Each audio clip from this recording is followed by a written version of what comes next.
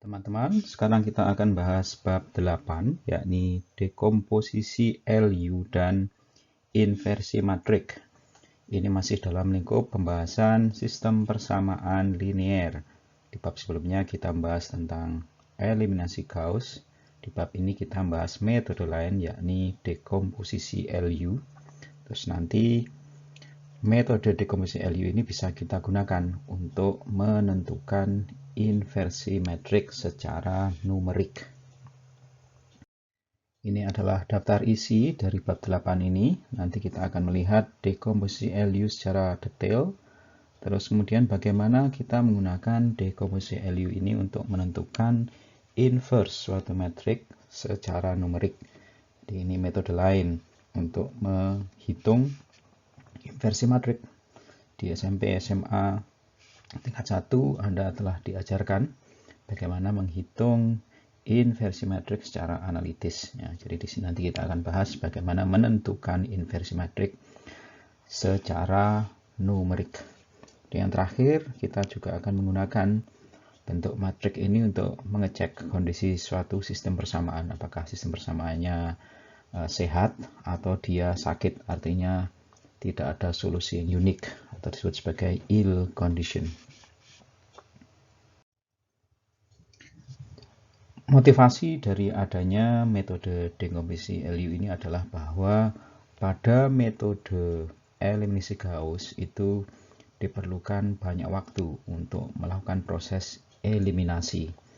Nah, jadi bab sebelumnya kita akan contohnya sistem persamaan yang kecil. Tapi kalau Anda bayangkan kalau sistem persamaannya itu besar ya, ada puluhan bahkan ratusan persamaan, itu nanti waktu terbesar yang harus kita habiskan itu adalah untuk melakukan proses eliminasi. Nah, pada metode dekomposisi LU ini, eliminasi tetap dilakukan, tetapi hanya pada matriks A-nya saja. Ya.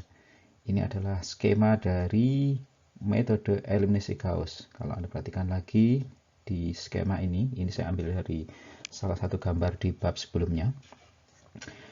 Saat melakukan proses eliminasi, itu yang kita ubah tidak hanya matriks A, tetapi juga matriks B-nya ini. Ya.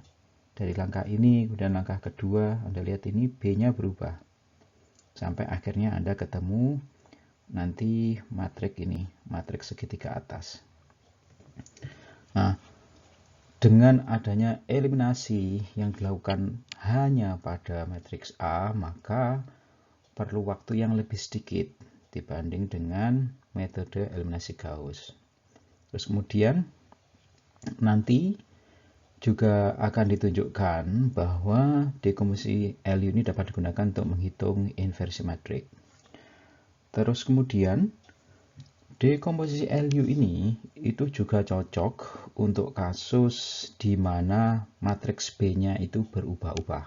Ya, jadi matriks E-nya tetap, matriks A-nya tetap, tapi matriks B-nya bisa berubah. Nah, ini bisa Anda jumpai di kasus-kasus engineering, di mana matriks A ini biasanya merepresentasikan karakteristik dari suatu sistem. Matriks B-nya ini eksitan dari luar. Jadi misalnya gaya yang diterapkan di suatu sistem persamaan atau sistem tertentu. Nah, eksitasi gaya ini bisa berubah-ubah. Nah, dengan adanya metode dekomposisi LU ini, Anda bisa melakukan perhitungan dengan cepat jika kasusnya matriks A-nya tetap, sementara B-nya ini bisa berubah-ubah. Oke, mari kita lihat secara detail dekomposisi LU ini. Oke, pertama-tama misalkan kita mempunyai sistem persamaan yang dapat direpresentasikan dengan persamaan 10.1. Di sini kita mempunyai matriks A dikalikan dengan matriks X sama dengan matriks B. Ini persis sama dengan di bab sebelumnya ya. Jadi dari sistem persamaan bisa kita ubah ke sistem bentuk matriks ini. Nah, sekali lagi, dekomposisi LU nanti akan cocok untuk kondisi di mana matriks A-nya itu tetap ya. Sementara matriks B-nya bisa bervariasi. Oke, berikutnya persamaan 10.1 ini bisa saya tuliskan kembali sebagai persamaan 10.2. Jadi di sini matriks B-nya saya pindah ke sebelah kiri. Sehingga saya mempunyai persamaan ini bahwa matriks A dikalikan dengan matriks X minus matriks B sama dengan 0. Misalkan persamaan 10.2 ini dapat saya tuliskan sebagai sistem persamaan. Sistem persamaannya itu dalam bentuk sistem segitiga atas atau upper triangle system. Seperti dituliskan di persamaan 10.3 ini. Ya, di sini saya mempunyai matriks triangle, saya kalikan dengan X, itu sama dengan matriks dengan nilai D. Nah, ini sama dengan persamaan 10.2. Oke ya, Anda ingat-ingat ya. Misalkan 10.2 ini bisa saya tuliskan sebagai persamaan 10.3.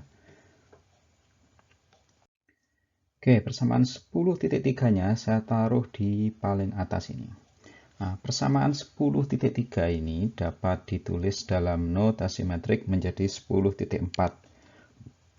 Di sini kita mempunyai matriks U yang merepresentasikan matriks ini, terus X merepresentasikan matriks ini, kemudian D ini dari matriks kolom sebelah kanan ini kita geser ke sebelah kiri ya. Jadi kita mempunyai persamaan matriks U kali matriks X dikurangi dengan matriks D sama dengan 0. Berikutnya, misalnya ada matriks segitiga bawah dengan elemen yang bernilai 1 pada diagonalnya. Jadi matriks segitiga bawah di mana diagonalnya bernilai 1 seperti tunjukkan ini, persamaan 10.5 ditambahkan oleh L ya. Kalian perhatikan semua elemen di atas diagonalnya 0, di bawahnya tidak 0, terus tepat di diagonalnya dia bernilai 1 ya.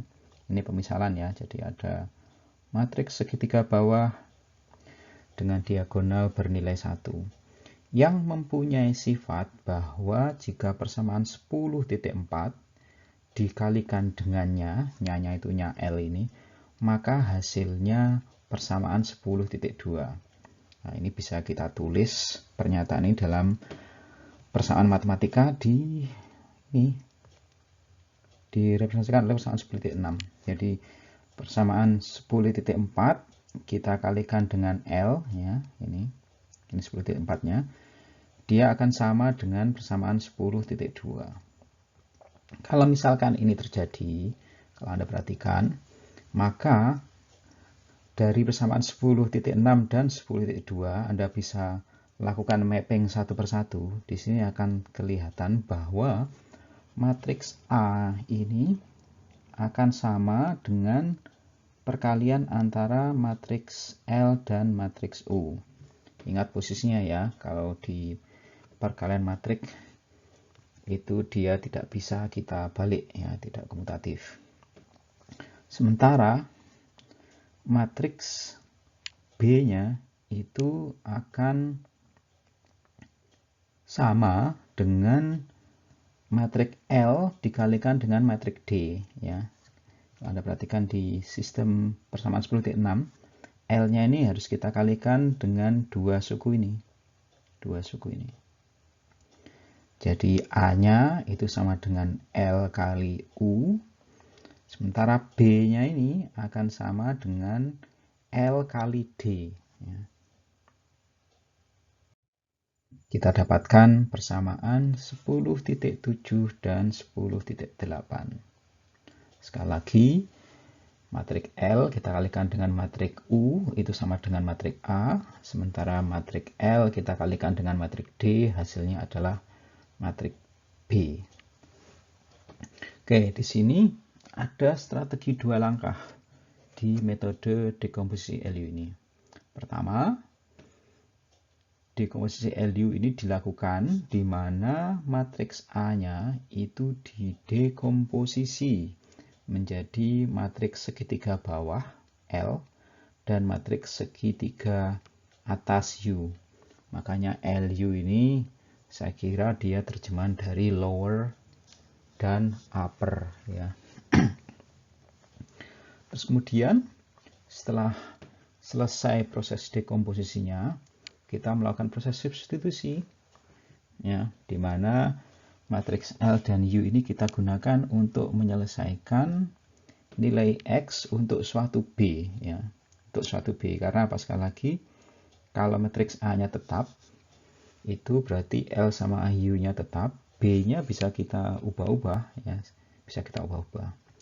Nah, persamaan 10.8 itu menentukan D yang diikuti dengan forward substitution ya. Dari persamaan titik 10.8 nanti kita bisa hitung nilai D-nya. Setelah kita dapatkan nilai matriks D-nya, kita substitusikan ke persamaan 10.4 untuk menghitung matriks X dengan back substitution. Ini adalah skema dari metode dekomposisi LU yang bisa membantu kita untuk lebih mudah memahami proses mendapatkan matriks X-nya. Jadi dimulai dari persamaan ini, matriks A dikalikan matriks X sama dengan matriks B. Terus matriks A-nya kita dekomposisi, ini menjadi dua matriks L dan U. Terus kemudian kita ambil matriks X-nya, kita gunakan untuk menyelesaikan matriks D ini, di sistem persamaan ini 10 pangkat 8 tadi ya. Nah, oke.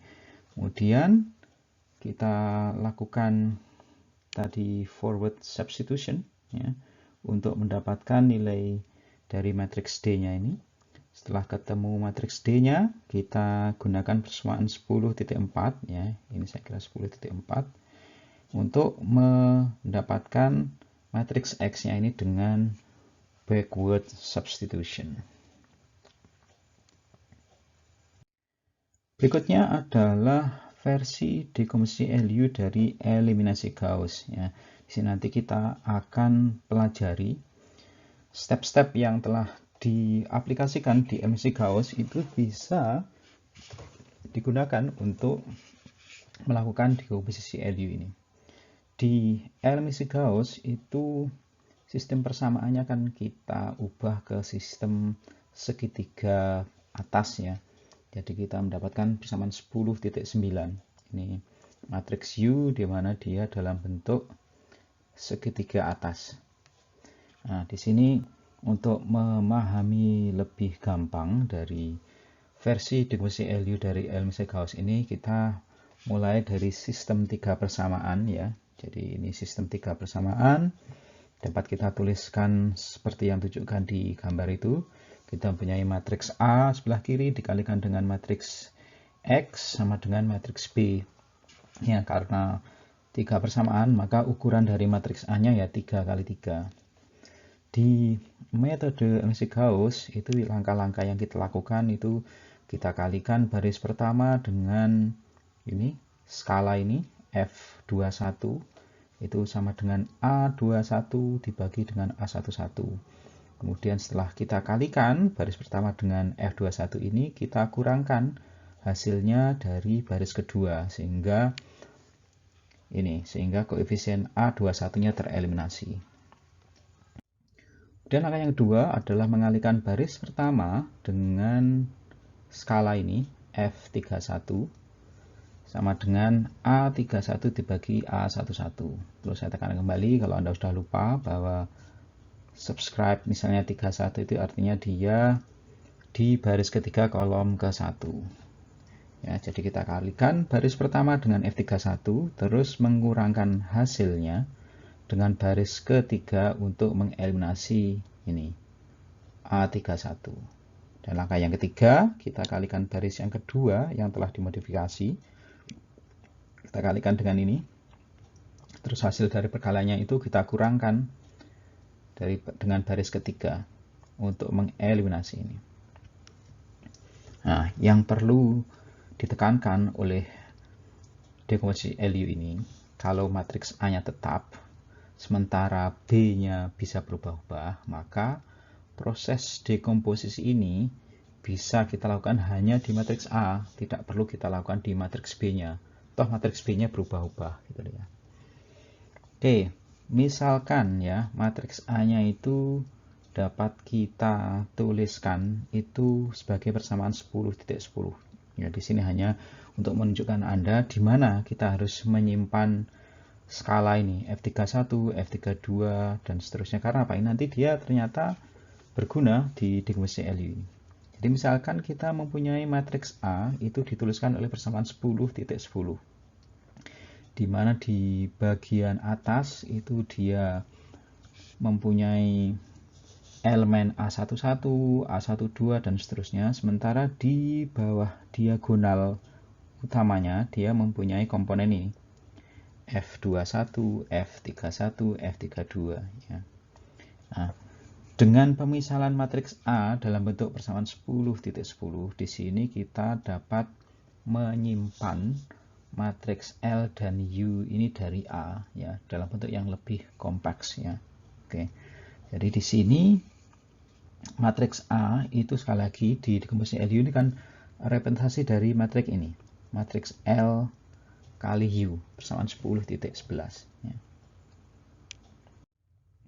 Kita tuliskan kembali persamaan 10.11. Jadi A itu merupakan perkalian antara L dengan U.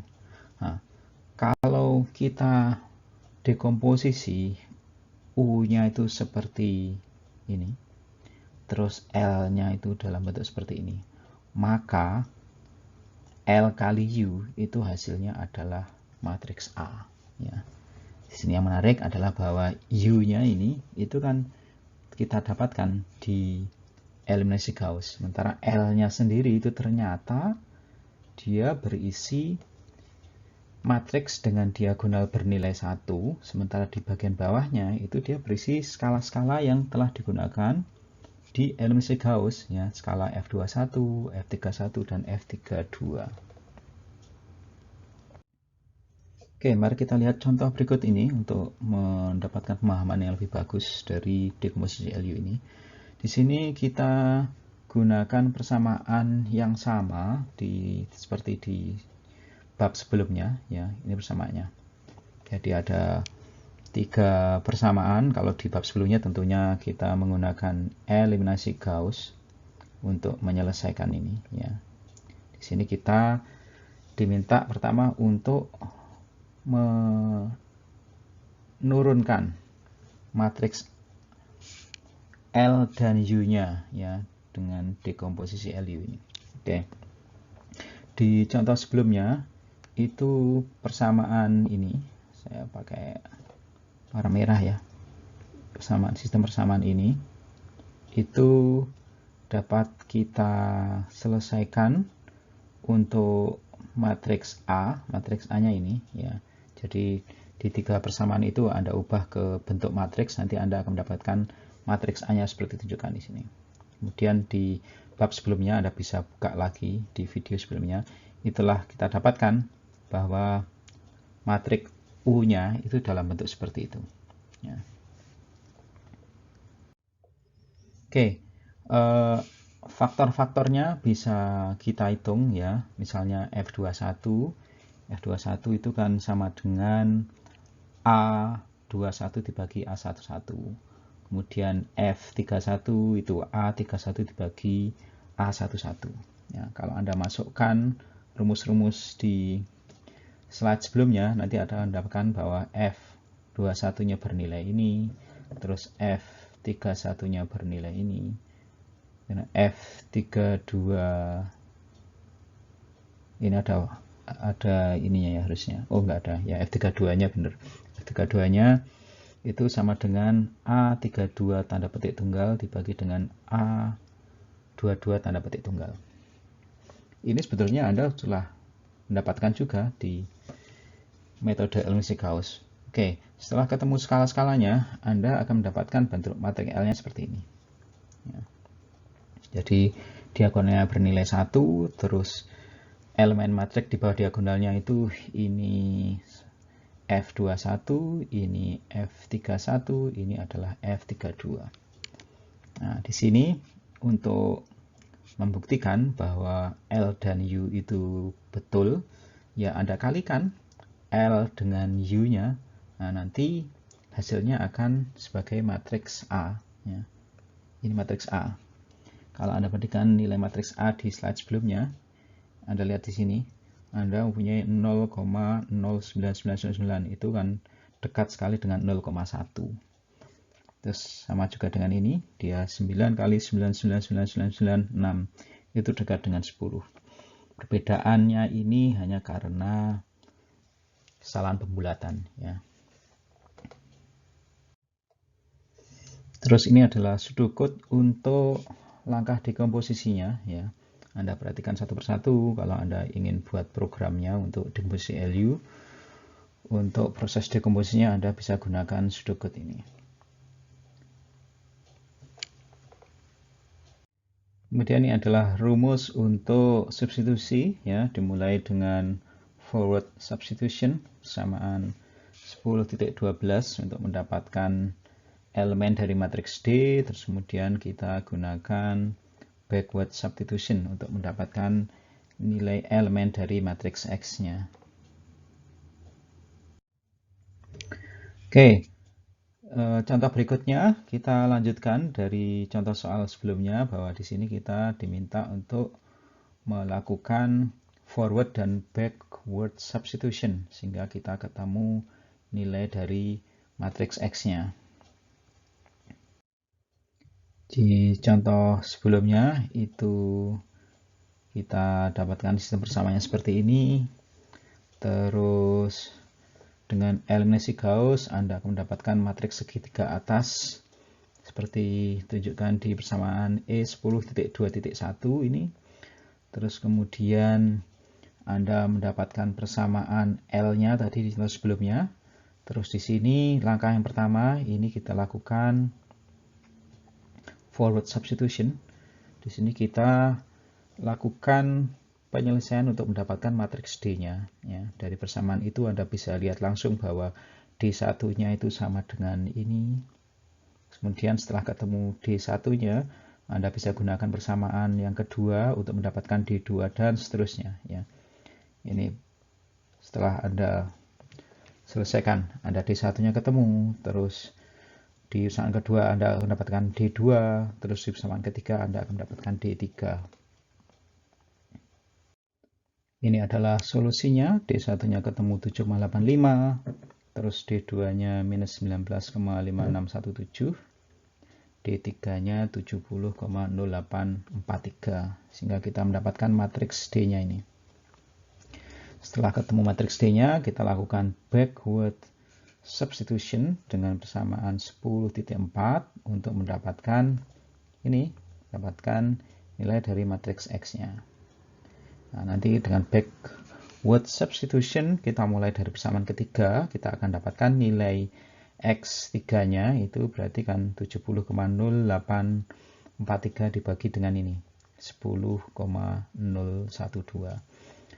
Kemudian kita naik ke persamaan kedua, kita dapatkan X2-nya. Kemudian ke persamaan pertama kita dapatkan X1-nya. Ketemulah ini nanti. Ini adalah solusi dari matriks X-nya. Anda bisa bandingkan dengan solusi di contoh sebelumnya di metode eliminasi Gauss di bab 7. Ya. Ini adalah pseudocode untuk bagian substitusinya. Ya.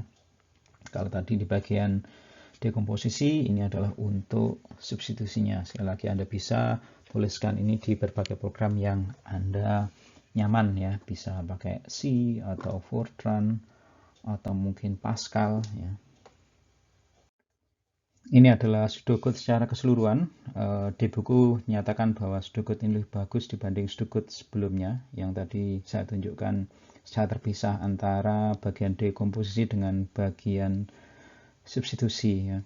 Di sini disebutkan bahwa nilai matriks L-nya itu disimpan di bagian bawah dari matriks A, sama dengan sebelumnya. Terus dia juga mengecek nilai pivot. Jadi tadi kan penyekalannya, jadi A21, A31, A32 tadi kan dibagi dengan elemen di pivotnya. Nah, di sini dia melakukan pengecekan terhadap pivotnya. Jangan sampai pivotnya bernilai 0. Ya. Oke, Anda sekali lagi bisa aplikasikan pseudocode ini untuk program-program yang Anda familiar. Berikutnya adalah dekomposisi Crowd. Ya, dekomposisi Crowd ini merupakan versi lain dari dekomposisi LU. Kalau di dekomposisi LU dengan bantuan eliminasi Gauss itu matriks L-nya mempunyai nilai 1 pada bagian diagonalnya.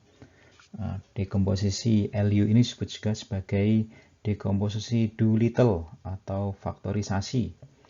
Nah, alternatif lain itu bisa kita terapkan di mana diagonal yang bernilai 1 itu pada matriks U-nya, ya, bukan di matriks L-nya. Nah, di sini itu kita dapatkan dekomposisi Crowd. Ya, bedanya hanya kecil ya. Kalau di dekomposisi LU atau dekomposisi Doolittle, diagonal yang bernilai 1 itu di matriks L-nya, tapi kalau di dekomposisi Crowd, diagonal yang bernilai 1 itu pada matriks U-nya. Nah, kalau dibandingkan, kedua dekomposisi ini mempunyai unjuk kerja yang mirip. Ya. Ini adalah perhitungannya secara detail untuk melakukan dekomposisi Crowd. Matriks L dan U di metode dekomposisi Crowd ini diperoleh dengan menyapu kolom dan baris dari matriks A, ya, dari matriks A. Nah, skemanya ditunjukkan di sebelah kiri ini. Jadi pertama itu penyapuan di baris pertama, kolom pertama, terus dilanjutkan dengan B, C, dan seterusnya. Rumus-rumusnya itu mengikuti 10.17 sampai 10.22. 10.17 kalau Anda perhatikan itu digunakan untuk mendapatkan elemen dari matriks L, ya. Li1. Nah, satunya itu di kolom pertama. Jadi di sini digunakan untuk menentukan elemen di kolom pertama dari matriks L, ya. I-nya bisa 1, 2, 3, ya, ditunjukkan alamat dari barisnya, ya. Bisa L11, L21, L31 dan seterusnya. Itu nilainya sama dengan ini. Sama dengan AI1, ya, ini adalah elemen dari matriks A-nya, ya. Dan persamaan 10.18 ini digunakan untuk menentukan elemen U di baris pertama. Nah, J-nya itu menunjukkan alamat dari kolomnya. Ya, jadi semua di baris pertama. Kolom pertama kalau J-nya 1, kolom kedua kalau J-nya 2, dan seterusnya. Itu rumusnya ini. A1J dibagi dengan L11. Ya. Terus berikutnya 10.19, 20, 21 digunakan untuk menentukan elemen di posisi lainnya. Ya, kalau Anda ikuti persamaan ini nanti Anda akan mendapatkan matriks L dan U secara komplit dari suatu matriks A. Ini adalah pseudocode untuk dekomposisi Crowd-nya. Berikutnya itu adalah inversi matriks. Dari metode dekomposisi LU maupun dekomposisi Crowd itu ternyata bisa kita gunakan untuk menentukan inversi suatu matriks dengan metode numerik.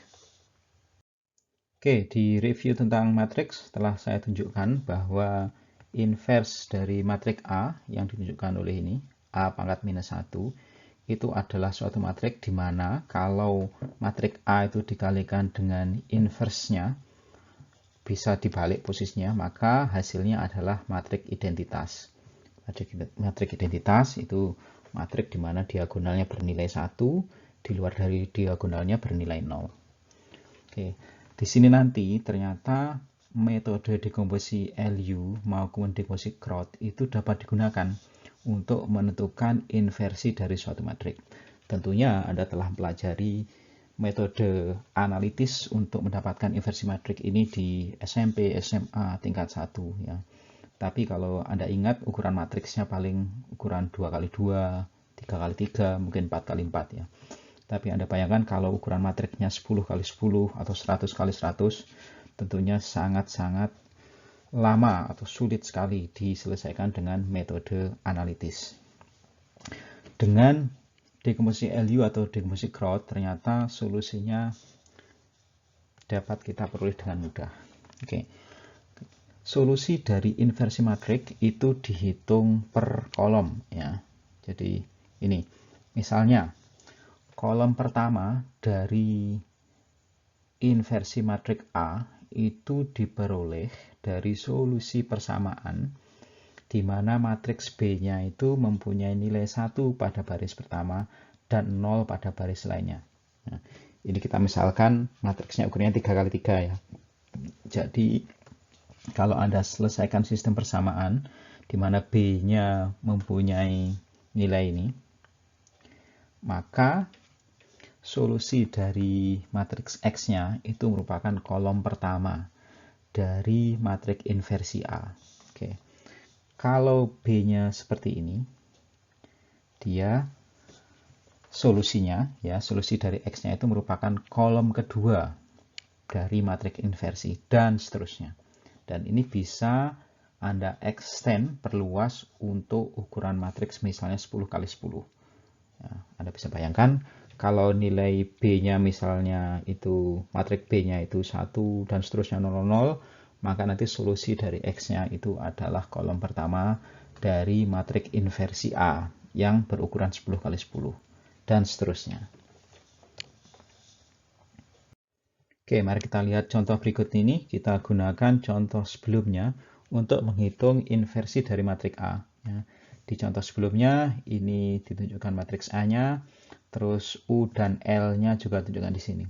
Di sini yang bernilai 1 itu di matriks L-nya. Nah, di sini maka berarti kita gunakan dekomposisi LU atau dekomposisi Doolittle. Ya. Oke, pertama kita cari solusi dari sistem persamaan itu di mana B-nya bernilai ini 1, 0, 0. Nanti hasilnya itu merupakan kolom pertama dari matriks invers A. Ya, itu akan ketemu bahwa nilai X-nya ini merupakan kolom pertama. Ya, kalau kita masukkan di matriks invers A ini. Nah, nanti yang kedua kita cari untuk elemen ini, yang ketiga untuk elemen yang terakhir ini. Kemudian B-nya kalau bernilai ini 0, 1, 0, nanti solusinya merupakan kolom kedua dari matriks invers A. Ya, dengan cara yang sama, nanti Anda akan mendapatkan ini solusinya. Terus yang terakhir tentunya B-nya bernilai ini 001, nanti akan ketemu ini. Sehingga Anda mendapatkan invers dari matriks A-nya seperti yang ditunjukkan di bagian bawah dari slide ini. Nah, untuk mengecek apakah matriks invers ini betul, ya Anda kalikan dengan matriks A-nya, sehingga hasilnya harus matriks identitas. Ya. Sekali lagi, ini contoh untuk matriks A dengan ukuran 3x3, Anda bisa perluas untuk matriks A ukuran 5x5, 10x10, ya, dan seterusnya.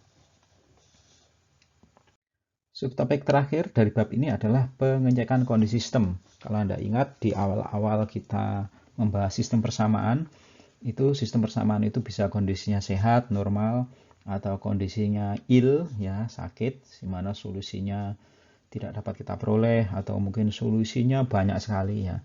Di sini dari informasi matriks dan inversinya itu bisa kita gunakan untuk mengecek apakah suatu sistem persamaan itu sehat atau ill, ya.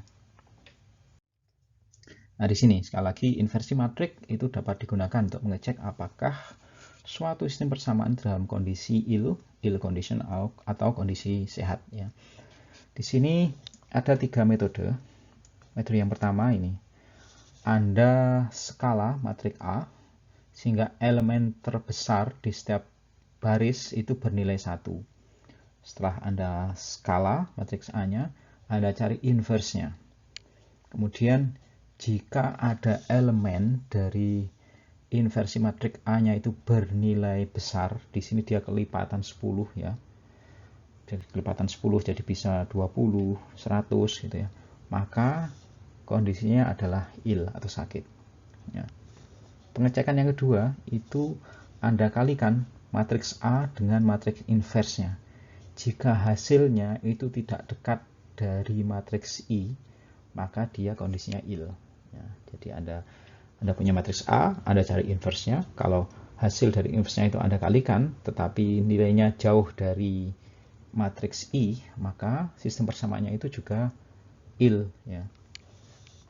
Pengecekan yang ketiga, itu Anda hitung inversi dari matriks inversi A. Ya. Jadi setelah ketemu inversi matriks A, Anda inverse lagi. Ya. Idealnya dia harusnya kan kembali lagi ke matriks A. Tapi kalau hasilnya itu tidak dekat dengan matriks A, matriks aslinya, maka kondisi dari sistem persamaannya itu juga kondisi ill atau sakit. Ya. Demikian kita telah menyelesaikan topik pembahasan dekomposisi LU dan matriks inversi.